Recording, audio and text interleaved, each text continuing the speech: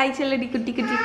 எனக்கு இன்னைக்கு ஹெல்ப்பர் வந்திருக்கா பாருங்க, காலையிலேயே இருந்துச்சு. ஸோ இந்த வீடியோ வந்து இந்த ரெசிபி வந்து நான் ஆக்சுவலி கேரட் பிரெட் பண்ணேன்ல, அன்னைக்கு தான் இந்த ரெசிபியும் ஷூட் பண்ணேன். ஸோ இது வந்து என்னன்னு பார்த்தீங்கன்னா ஸ்ட்ரூசல் காஃபி கேக். ஸோ அதுதான் இந்த ரெசிபி. அதாவது ஒரு வெனிலா கேக்கு, அதுக்கு மேலே வந்து டாப்பிங் வந்து ஒரு க்ரன்ச்சியான என்ன கேக்கு? Vanilla cake. ஸோ அதுக்கு மேலே வந்து நம்ம பட்டர் சுகர் எல்லாம் வச்சு ஒரு டாப்பிங் போட்டு பேக் பண்ணுவோம். அதுக்கு பேர் வந்து ஸ்ட்ரூசல். ஸோ கேக்கு சாஃப்டாக இருக்கும், டாப்பிங் வந்து க்ரன்ச்சியாக இருக்கும், ரொம்ப நல்லாயிருக்கும். இது வந்து காஃபி கேக்குன்னு சொல்லுவாங்க. ஏன்னா வந்து காஃபி ஃப்ளேவர் கிடையாது, பட் இந்த கேக் வந்து காஃபி இல்லைன்னா டீ கூட ரொம்ப நல்லாயிருக்கும். ஓகே, ஸோ இப்போ பண்ணிடுவோமா? என்னம்மா? இல்லையே, பண்ணுவோமா? ஓகே. ஸோ இதுக்கு தேவையான இன்க்ரீடியன்ட்ஸ் என்னெல்லாம் சொல்லிடுறேன். ஃபர்ஸ்ட் வந்து ஸ்ட்ரூசல் பண்ணிடுவோம். இந்த பவுல் எடுத்துக்கோங்க. இதில் வந்து 1/2 கப்பு மைதா மாவு. ஓகே, அதுக்கப்புறம் ஒரு 3 டேபிள் ஸ்பூன் அளவுக்கு ப்ரௌன் சுகர் சொல்லு. அதுக்கப்புறம் ஒரு 3 டேபிள் ஸ்பூன் அளவுக்கு சாதா சுகர். இது வந்து டாப்பிங்க்கு, இது டாப்பிங்கில் வரக்கூடியது. அடுத்து சினமன் பவுடர் ஒரு 1/2 டீஸ்பூன்லேருந்து 1 டீஸ்பூன் வரைக்கும் சினமன் பவுடர். கொஞ்சோண்டு உப்பு. ஸோ ஒரு ஸ்பூன் எடுத்துகிட்டு வந்துடுறேன். ஸோ இதை நல்லா மிக்ஸ் பண்ணிடுங்க. இப்போ வந்து நான் வந்து ஒரு 1/4 கப்பு போல் பட்டர் வந்து உருக்கி வச்சுருக்கேன். அந்த உருக்கின பட்டரை வந்து ஊற்றிட போகிறேன். ஸோ இதை வந்து ஒரு கிரம்பிளியாட்டு நல்லா இந்த பிறுன்னு ஒரு இது மாதிரி டோலாம் ஆகாது, ஜஸ்ட் ஒரு டாப்பிங் மாதிரி மிக்ஸ் பண்ணி வச்சிட போகிறோம். இது எப்படி இருக்கும்னு காணிக்கிறேன் உங்களுக்கு. கிரம்பிளியாக இருக்கும். இதுதான் ஸ்ட்ரூசல் டாப்பிங். ஸோ இதை வந்து நம்ம கேக்குக்கு மேலே போட்டு பேக் பண்ணும்போது இந்த டாப்பிங் வந்து உங்களுக்கு க்ரன்ச்சி ஆகுமா, அப்போ வந்து கேக் வந்து செம்மையாக இருக்கும் சேர்த்து சாப்பிடும்போது. இங்கே பாருங்க, இந்த டெக்ஸ்டரில் இருக்கணும். இதுதான் ஸ்ட்ரூசல் டாப்பிங். ஸோ இப்போ இந்த டாப்பிங்கை ஓரத்தில் வச்சுருவோம், கேக் பண்ணிடலாம். ஸோ இப்போ வந்து கேக் பேட்டர் பண்ண போகிறோம். மஹி குட்டி வந்தாச்சு. மஹி ஹாய் சொல்லுமா. என்ன பண்ண போகிறோம் நம்ம? கேக். ஃபர்ஸ்ட் வந்து 100 கிராம் பட்டர், சாஃப்ட் பட்டர் வந்து ஒரு பவுலில் போட்டுக்கோங்க. 100 கிராம் பட்டர். இந்தா அம்மா ஒன்று ஒன்றா போடுவேன், நீ மிக்ஸ் பண்ணு சரியா?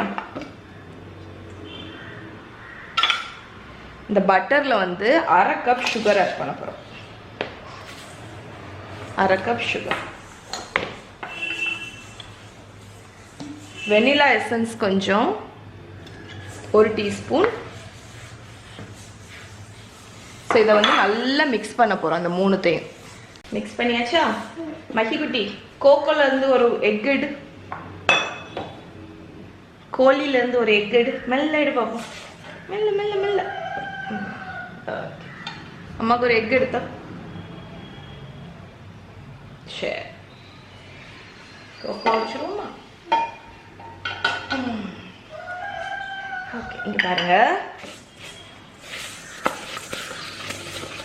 நல்ல பட்டர் சுகர் வெனிலா எல்லாத்தையும் நல்லா மிக்ஸ் பண்ணியாச்சு. இப்போ வந்து ஒரு எக்கை உடச்சி விட போகிறோம்.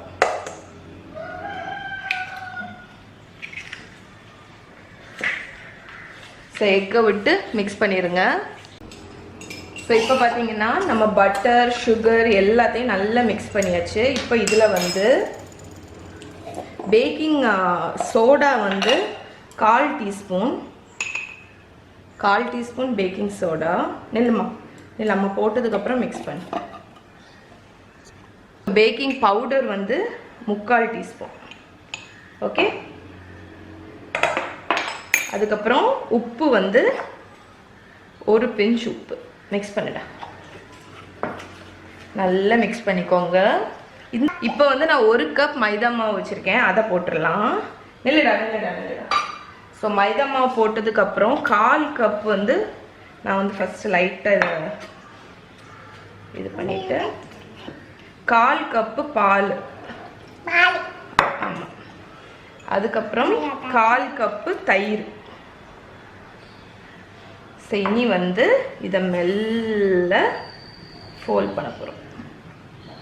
ஸோ நான் உங்களுக்கு எப்பவும் சொல்லியிருக்கேன்ல, மைதா மாவு போட்டதுக்கப்புறம் ரொம்ப இதாட்டு ஃபோல்ட் பண்ணக்கூடாது, ரொம்ப ஜென்டிலாக தான் மிக்ஸ் பண்ணணும். நீங்கள் ஓவராக மிக்ஸ் பண்ணிங்கன்னா, நிறைய பேர் என்கிட்ட கேட்பீங்க எனக்கு கேக் வந்து ஹார்டாக இருக்குதுன்னு கேட்பீங்க. அதுக்கு மெயின் காரணம் வந்து நீங்கள் மைதா மாவு போட்டுட்டு ஓவராக மிக்ஸ் பண்ணியிருப்பீங்க, அதனால கேக் வந்து டென்ஸாக இருக்கும். ஸோ இவ்வளோ தான், பாருங்கள் எவ்வளோ ஃப்ளஃபியாக இருக்குது பாருங்கள். இப்போ நம்ம பேனில் மாற்றிடலாம். என்ன பண்ண எடு மஹி குட்டி, எனக்கு ஃபோட்டோ எடுக்குத பாருங்க. எப்படி ஃபோட்டோ எடுப்படா?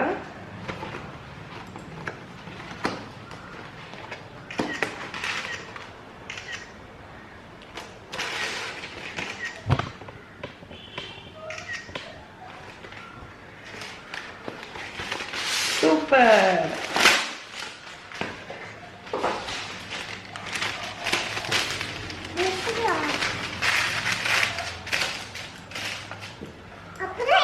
ஆமாம்,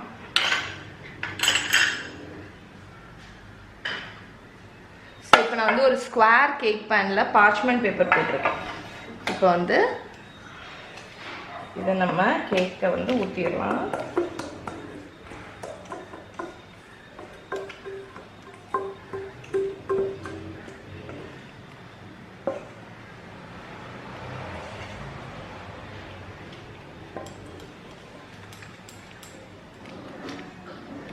மஹி, உனக்கு கேக் பிடிக்குமா? அது போடாது, அது இப்போ வேண்டாம், சரியா? ஸோ இங்கே பாருங்க, கேக் வந்து நம்ம ஊற்றியாச்சு. ஸோ இப்போ வந்து இந்த டாப்பிங் வச்சுருக்கோம்ல, இதை நம்ம மேலே போடுவோமா? மேலே ஃபுல்லாக தூவிடுங்க.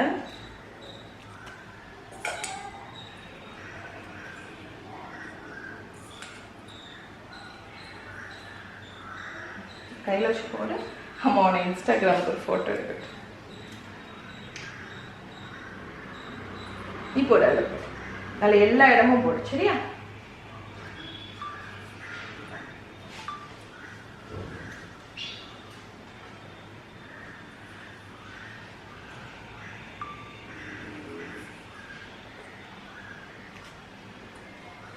என்ன பண்ற? கேக் கேக்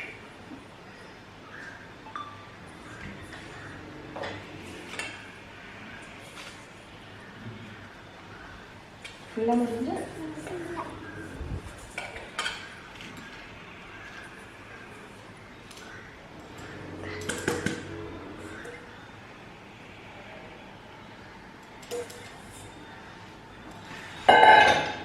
ஸோ இதில் பாருங்கள், உங்களுக்கு வந்து சில கிரம்பிள்ஸ் வந்து ஹார்டாக இருக்கும், அதாவது பெருசாக இருக்கும், சிலது வந்து ஃபைனாக இருக்கும். அப்படி தான் இருக்கணும், அப்போ தான் உங்களுக்கு டெக்ஸ்சர் கிடைக்கும்.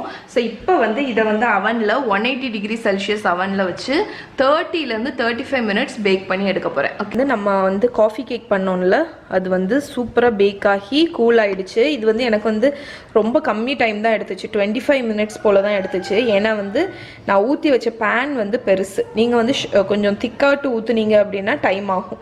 அதனால் எப்போவுமே செக் பண்ணிகிட்டே இருங்க. நான் ஒரு அவன் டைம் சொல்லுவேன், ஆனால் உங்கள் அவன் வந்து வேறு மாதிரி ஹீட் ஆகலாம். அதோட ஹீட்டை பொறுத்து தான் கேக் வந்து குக் ஆகிறது. ஸோ அதனால் ஒவ்வொரு அவனும் வேரி ஆகும். ஸோ இப்போ இதை வந்து அன்மோல்ட் பண்ணி ஸ்லைஸ் பண்ணி காணிக்கிறேன் பாருங்கள்.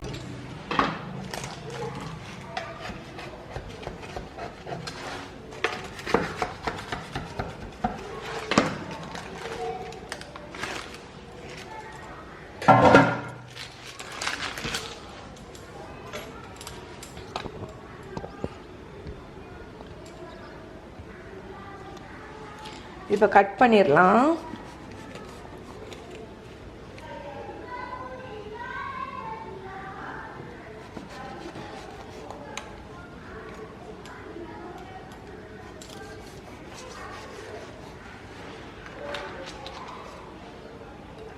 ஸோ கட் பண்ணும்போதே தெரியுது இந்த கேக் வந்து எவ்வளோ சாஃப்டாக இருக்கு.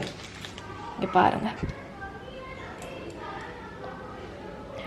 ஸோ பேஸில் ஒரு மாய்ஸ்டான வெனிலா கேக், டாப் வந்து பட்டரி க்ரன்ச்சியாக அவ்வளோ அந்த சுகர்லாம் கிறிஸ்பி ஆகி அவ்வளோ சூப்பராக இருக்கும். இதை ஒரு கப் காஃபி கூட இல்லைன்னா ஒரு கப் டீ கூட சாப்பிட்றதுக்கு ரொம்ப நல்லாயிருக்கும்.